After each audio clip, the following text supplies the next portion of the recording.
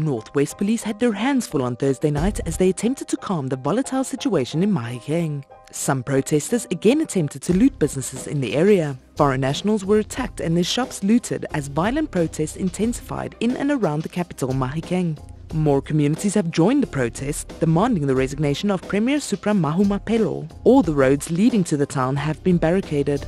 To neighbouring news setting social media alight, Zimbabwe said it had sacked 16,000 striking nurses as the new government seeks to keep a lid on labour unrest. This in the build-up to the first elections since the fall of Robert Mugabe. The nurses walked out on Monday over unpaid allowances and other issues, leaving hospitals understaffed. The action came days after junior doctors wrapped up a month-long walkout over pay and working conditions. Back to South Africa.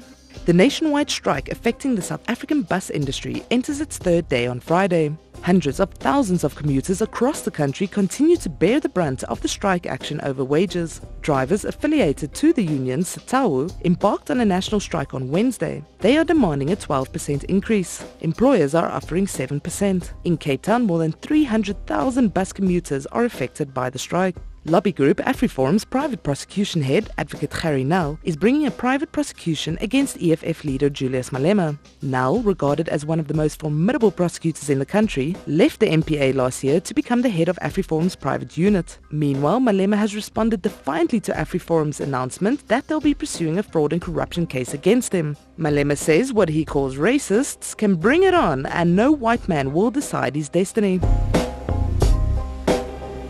Social media users are outraged at the possibility of Eskom plunging the country into darkness yet again this winter.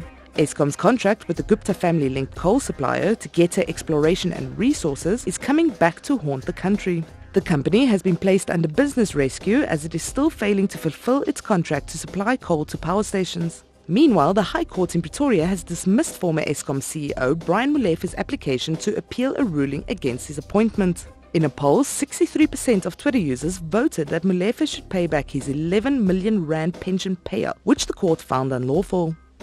ANC veteran and former minister Zola Skweyiya will be laid to rest on Saturday in Pretoria. His special official funeral will be held at the Christian Revival Church. The former Minister of Public Service and Administration and Social Development died last week. Skweyiya was described as a natural democrat who truly believed in the Freedom Charter declarations that South Africa belongs to all who live in it and that the people shall govern.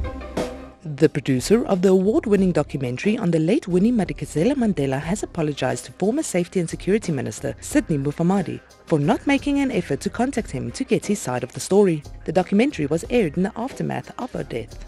It drew an outcry after it showed how a propaganda plan was hatched, allegedly by some of Madikizela Mandela's beloved ANC, apartheid government leaders and journalists to weaken her politically.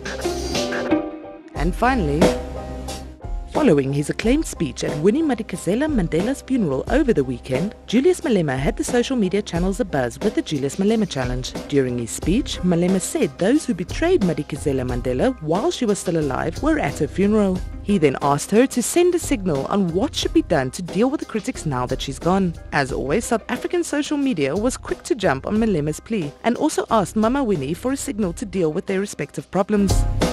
For SABC News in Auckland Park, I'm Nina Oosthuizen.